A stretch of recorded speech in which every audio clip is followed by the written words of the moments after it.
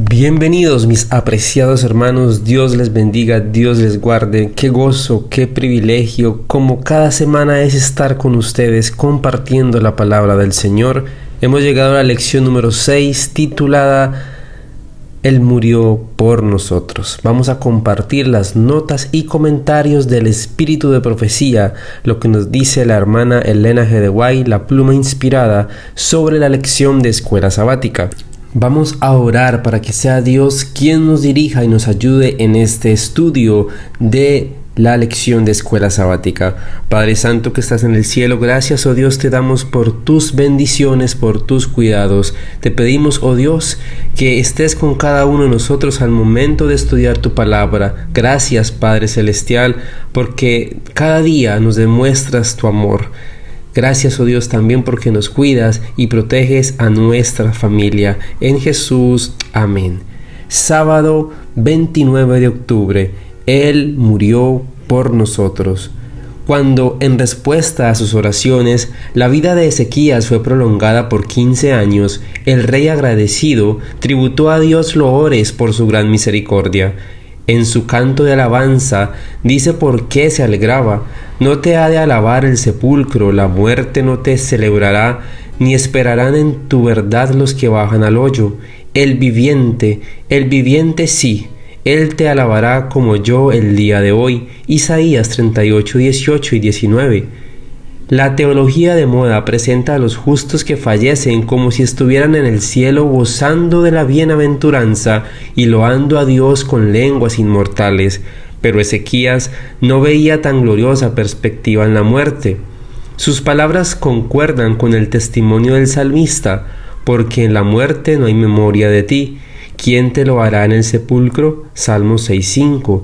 No son los muertos los que alaban a Jehová, ni todos los que bajan al silencio. El conflicto de los siglos, página 534. La resurrección de Jesús fue una muestra de la resurrección final de todos los que duermen con Él. El cuerpo resucitado del Salvador, su semblante, el acento de su voz eran familiares a sus seguidores. De la misma manera se levantarán los que duermen en Jesús. Conoceremos a nuestros amigos del mismo modo como los discípulos conocieron a Jesús. Pueden haber estado deformados, enfermos o desfigurados en esta vida mortal. No obstante, en su cuerpo resucitado y glorificado se conservará perfectamente la identidad individual y reconoceremos en el rostro radiante con la luz reflejada del rostro de Jesús los rasgos de los que amamos. En su segunda venida, todos los preciosos muertos oirán su voz y surgirán a una vida gloriosa e inmortal. El mismo poder que resucitó a Jesús de los muertos resucitará a su iglesia y la glorificará con Él, por encima de todos los principados y potestades, por encima de todo nombre que se nombra, no solamente en este mundo, sino también en el mundo venidero. Nuestra única esperanza es perfecta confianza en la sangre de aquel que puede salvar hasta lo sumo a los que se allegan a Dios mediante Él. La muerte de Cristo en la cruz del Calvario es nuestra única esperanza en este mundo y será nuestro tema en el mundo venidero. Oh, no comprendemos el valor de la expiación. Si la comprendiéramos, hablaríamos más acerca de ella. El don de Dios en su amado Hijo fue la expresión de un amor incomprensible. Fue lo máximo que Dios podía hacer para mantener el honor de su ley y, sin embargo, salvar al transgresor. ¿Por qué no debe el hombre estudiar el tema de la redención? Es el tema supremo en el cual se puede ocupar la mente humana. Si los hombres contemplaran el amor de Cristo desplegado en la cruz, su fe se fortalecería para apropiarse de los méritos de su sangre derramada y estarían limpios y salvados del pecado. Comentarios de Elena G. de White en el Comentario Bíblico Adventista, tomo 5, página 1117. Domingo 30 de octubre, desde la fundación del mundo. Se habían dado profecías sencillas y específicas concernientes a la aparición del prometido. A Adán se le dio la seguridad de la venida del Redentor, la sentencia pronunciada contra Satanás: enemistad pondré entre ti y la mujer, y entre tu simiente y la simiente suya. Ésta te herirá en la cabeza, y tú le herirás en el calcañar. Génesis 3:15. Era para nuestros primeros padres la promesa de la redención que iba a obrarse por Cristo. Los Hechos de los Apóstoles, página 180. El plan de la salvación había sido concebido antes de la creación del mundo, pues Cristo es el Cordero, el cual fue muerto desde el principio del mundo. Apocalipsis 13:8. Sin embargo, fue una lucha, aún para el mismo Rey del universo, entregar a su Hijo a la muerte por la raza culpable. Oh, el misterio de la redención, el amor de Dios hacia un mundo que no le amaba. ¿Quién puede comprender la profundidad de ese amor que excede a todo conocimiento? A través de los siglos sin fin, las mentes inmortales, tratando de entender el misterio de este incomprensible amor, se maravillan y adoran a Dios. Dios se iba a manifestar en Cristo, reconciliando al mundo así. 2 Corintios 5:19. El hombre se había envilecido tanto por el pecado que le era imposible por sí mismo ponerse en armonía con aquel cuya naturaleza es bondad y pureza. Pero después de haber redimido al mundo de la condenación de la ley, Cristo podría impartir poder divino al esfuerzo humano. Así, mediante el arrepentimiento ante Dios y la fe en Cristo, los caídos hijos de Adán podrían convertirse nuevamente en hijos de Dios. Primera de Juan 3:2, Historia de los Patriarcas y Profetas, página 48 y 49. Pablo mostró cuán estrechamente había ligado Dios el servicio de los sacrificios con las profecías relativas a aquel que iba a ser llevado como cordero al matadero. El Mesías iba a dar su vida como expiación por el pecado. Mirando hacia adelante a través de los siglos las escenas de la expiación del Salvador, el profeta Isaías había testificado que el Cordero de Dios derramó su vida hasta la muerte y fue contado con los perversos, habiendo él llevado el pecado de muchos y orado por los transgresores. Isaías 53, 7, 10 y 12. El Salvador profetizado había de venir, no como un rey temporal, para librar a la nación judía de opresores terrenales, sino como un hombre entre los hombres, para vivir una vida de pobreza y humildad, y para ser al fin despreciado, rechazado y muerto. El Salvador predicho en las Escrituras del Antiguo Testamento había de ofrecerse a sí mismo como sacrificio en favor de la especie caída, cumpliendo así todos los requerimientos de la ley quebrantada. En él los sacrificios típicos iban a encontrar la realidad prefigurada y su muerte de cruz iba a darle significado a toda la economía judía. Los Hechos de los Apóstoles, páginas 184 y 185. Lunes 31 de octubre, un prefacio a la cruz. Cuando Jesús les dijo a los discípulos que iba a morir y resucitar, estaba tratando de entablar una conversación con ellos acerca de la gran prueba de su fe. Si hubiesen estado listos para recibir lo que deseaba comunicarles, se habrían ahorrado amarga angustia y desesperación. Sus palabras les habrían impartido consuelo en la hora de duelo y desilusión. Pero aunque había hablado muy claramente de lo que le esperaba, la mención de que pronto iba a ir a Jerusalén reanimó en ellos la esperanza de que se estuviese por establecer el reino y los indujo a preguntarse quiénes desempeñarían los cargos más elevados. El Salvador reunió a sus discípulos en derredor de sí y les dijo: si alguno quiere ser el primero, será el postero de todos y el servidor de todos. Tenían estas palabras una solemnidad y un carácter impresionante que los discípulos distaban mucho de comprender. Ellos no podían ver lo que Cristo discernía, no percibían la naturaleza del reino de Cristo, y esta ignorancia era la causa aparente de su disputa. Muy tiernamente, aunque con solemne énfasis, Jesús trató de corregir el mal, demostró cuál es el principio que rige el reino de los cielos y en qué consiste la verdadera grandeza. Según las normas celestiales, los que eran impulsados por el orgullo y el amor a la distinción pensaban en sí mismos y en la recompensa que habían de recibir, más bien que en cómo podían devolver a Dios los dones que habían recibido. no tendrían cabida en el reino de los cielos porque estaban identificados con las filas de Satanás, el deseado de todas las gentes, página 402 y 403. Pablo dirigió dos pensamientos de los hermanos corintios a los triunfos de la mañana de la resurrección, cuando todos los santos que duermen se levantarán para vivir para siempre con el Señor. He aquí, declaró el apóstol, os digo un misterio, todos ciertamente no dormiremos, mas todos seremos transformados en un momento, en un abrir de ojo y a la final trompeta, porque será tocada la trompeta y los muertos serán levantados sin corrupción, y nosotros seremos transformados. ¿Dónde está, oh muerte, tu aguijón? ¿Dónde, oh sepulcro, tu victoria? Así el apóstol, de la manera más decidida y expresiva, se esforzó por corregir las falsas y peligrosas ideas y prácticas que prevalecían en la iglesia de Corinto. Habló claramente, pero con amor por sus almas. Mediante sus amonestaciones y reproches, brilló sobre ellos la luz del trono de Dios, para revelar los pecados ocultos que estaban manchando sus vidas. Los Hechos de los Apóstoles, página 258. Martes 1 de noviembre. Consumado es. Los ángeles habían presenciado la agonía de su amado jefe hasta que ya no pudieron soportar aquel espectáculo y se velaron el rostro por no ver la escena. El sol no quiso contemplar el terrible cuadro. Jesús clamó en alta voz, una voz que hizo estremecer de terror el corazón de sus verdugos: consumado es.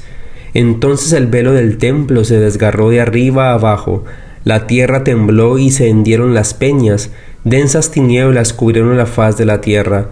Al morir Jesús, pareció desvanecerse la última esperanza de los discípulos. Muchos de ellos presenciaron la escena de su pasión y muerte y llenóse el cáliz de su tristeza. Satanás no se regocijó entonces como antes, había esperado desbaratar el plan de salvación, pero sus fundamentos llegaban demasiado hondo, y ahora, por la muerte de Cristo, conoció que él habría de morir finalmente y que su reino sería dado a Jesús. Tuvo Satanás consulta con sus ángeles, nada había logrado contra el Hijo de Dios, y era necesario redoblar los esfuerzos y volverse con todo su poder y astucia contra sus discípulos. Debían Satanás y sus ángeles impedir todos cuanto pudiesen que recibieran la salvación comprada para ellos por Jesús. Obrando así, todavía podría Satanás actuar contra el gobierno de Dios. También le convenía, por su propio interés, apartar de Cristo a cuantos seres humanos pudiese, porque los pecados de los redimidos con su sangre caerán al fin sobre el causante del pecado, quien habrá de sufrir el castigo de aquellos pecados, mientras que quienes no acepten la salvación por Jesús sufrirán la penalidad de sus propios pecados. Primeros Escritos, página 177. Moisés y Aarón debían morir sin entrar en Canaán, sujetos al mismo castigo que cayó sobre aquellos que se encontraban en una posición más baja. Se inclinaron sumisos, aunque con el corazón presa de una angustia indecible. Sin embargo, su amor por Dios y su confianza en Él se mantuvieron inquebrantables. Su ejemplo es una lección que muchos leen por encima sin sacar ninguna enseñanza de ella. El pecado no parece pecaminoso, la propia exaltación no les parece grave. Muy pocos se aperciben de la pecaminosidad del pecado, y sin embargo se engañan pensando que Dios es demasiado bueno para castigar al transgresor. Los casos de Moisés y Aarón, de David y muchos otros muestran que pecar de pensamiento, palabras o acciones no es asunto seguro. Dios es un ser de infinita compasión y amor. En el discurso de despedida que Moisés dirigió a los hijos de Israel dijo: porque Jehová tu Dios es fuego consumidor, Dios celoso. Deuteronomio 4:24. La conmovedora súplica de Moisés pidiendo que se le permitiera entrar en Canaán fue firmemente rechazada. La transgresión en Cades fue pública y notoria. Cuanto más elevada era la posición del transgresor, cuanto más distinguido era el hombre, tanto más firme era el decreto y más cierto el castigo. Testimonios para la Iglesia, tomo 4, página 363. Miércoles 2 de noviembre. Él murió por nosotros. Cristo en la cruz no solo atrae a los hombres para que se arrepientan delante de Dios por las transgresiones de su ley, pues Dios a quienes perdona hace que primero se arrepientan, sino que Cristo ha satisfecho la justicia, se ha ofrecido a sí mismo como expiación. Su sangre derramada, su cuerpo quebrantado satisfacen las demandas de la ley transgredida, y así salva con un puente al abismo que ha hecho el pecado. Sufrió en la carne para que con su cuerpo magullado y quebrantado pudiera amparar al pecador indefenso. La victoria obtenida por su muerte en el Calvario quebrantó para siempre el poder acusador de Satanás sobre el universo y silenció su acusación de que la abnegación era imposible en Dios y que por lo tanto no es esencial en la familia humana. Todos los que quieran pueden ser vencedores. Esforcémonos fervientemente para alcanzar la norma puesta delante de nosotros. Cristo conoce nuestra debilidad y a Él podemos ir diariamente en busca de ayuda. No es necesario que ganemos fortaleza para un mes por adelantado. Debemos vencer día tras día. Jesús vivió, sufrió y murió para redimirnos. Se hizo varón de dolores para que nosotros fuésemos hechos participantes del gozo eterno. Dios permitió que su Hijo amado, lleno de gracia y de verdad, viniese de un mundo de indescriptible gloria a esta tierra corrompida y manchada por el pecado, oscurecida por la sombra de muerte y maldición. Permitió que dejase el seno de su amor, la adoración de los ángeles, para sufrir vergüenza, insultos, humillación, odio y muerte. El Hijo Inmaculado de Dios tomó sobre sí la carga del pecado. El que había sido uno con Dios sintió en su alma la terrible separación que el pecado crea entre Dios y el hombre. Esto arrancó de sus labios el angustioso clamor: Dios mío, ¿por qué me has desamparado? Fue la carga del pecado, el reconocimiento de su terrible enormidad y de la separación que causa entre el alma y Dios, lo que quebrantó el corazón del Hijo de Dios. Pero este gran sacrificio no fue hecho para crear amor en el corazón del Padre hacia el hombre, ni para moverle a salvarnos. No, porque de tal manera amó Dios al mundo que dio a su Hijo unigénito. Juan 3:16. Si el Padre nos ama, no es a causa de la gran propiciación, sino que Él proveyó la propiciación porque nos ama. Cristo fue el medio por el cual el Padre pudo derramar su amor infinito sobre un mundo caído. Dios estaba en Cristo reconciliando consigo mismo al mundo. Dios sufrió con su Hijo en la agonía del Getsemaní, en la muerte del Calvario. El corazón del amor infinito pagó el precio de nuestra redención. El camino a Cristo, página 13 y 14. Jueves 3 de noviembre. El significado de la cruz. Al llevar la penalidad del pecado, al bajar a la tumba, Cristo la iluminó para todos los que mueren con fe. Dios, en forma humana, sacó a la luz la vida y la inmortalidad por el Evangelio. Al morir, Cristo aseguró la vida eterna a todos los que crean en Él, y condenó al instigador del pecado y la deslealtad a sufrir la pena del pecado, la muerte eterna. El poseedor y dador de la vida eterna, Cristo, fue el único que pudo vencer la muerte. Él es nuestro Redentor. Testimonios para la Iglesia, tomo 6, página 233. En su primera exhibición de desafecto, Satanás fue muy astuto. Solamente afirmaba que lo que quería era lograr un mejor estado de cosas, hacer grandes mejoras. Indujo a la primera pareja a separarse de Dios, a apartarse de su lealtad a los mandamientos divinos, en torno al mismo punto en que son tentadas y fracasan miles de personas hoy en día, es decir, por medio de sus propios vanos pensamientos. El verdadero conocimiento es de origen divino. Satanás insinuó en las mentes de nuestros primeros padres el deseo por el pensamiento especulativo, por medio del cual declaró que ellos mejorarían su condición grandemente, pero para lograrlo debían seguir por un camino contrario a la santa voluntad de Dios, por cuanto Dios no los conduciría a alturas mayores. No era el propósito de Dios que ellos obtuvieran un conocimiento que se basara en la desobediencia. Satanás procuraba dirigir a Adán y Eva por un campo ancho y abre hoy ese mismo campo ante el mundo por medio de sus tentaciones. Testimonios para la Iglesia, tomo 5, página 474. Si puedes creer, al que cree todo es posible. Marcos 9:23. La fe nos une con el cielo y nos da fuerza para contender con las potestades de las tinieblas. Dios ha provisto en Cristo los medios para contrarrestar toda malicia y resistir toda tentación, por fuerte que sea. Pero muchos sienten que les falta fe y por eso permanecen apartados de Cristo.